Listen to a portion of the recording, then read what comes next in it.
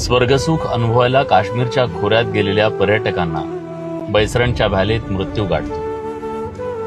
आपल्या आवडत्या खेळाडूचा कौतुक सोहळा पाहायला गेलेल्या क्रिकेट प्रेमींना स्टेडियमच्या बाहेर चेंगराचेंगरीत मृत्यू गाठतो.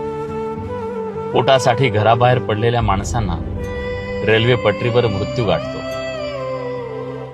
जगातला सगळ्यात सेफ प्रवास म्हणून ओळखल्या जाणाऱ्या विमानात सुद्धा उड्डाणानंतर 35 सेकंदात मृत्यू गाठतो.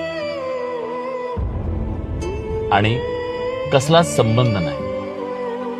दुपारच्या वेळी जेवणाच्या ताटावर बसलेल्या त्या डॉक्टरांना सुद्धा भरल्या ताटावर मृत्यू गाठतो. या सगळ्या घटना आपल्याला सांगतायत की माणसाचं आयुष्य किती अनप्रेडिक्टेबल आहे. इथं कसलीच कशाची शाश्वती नाही आणि कित्येक अशा गोष्टी आहेत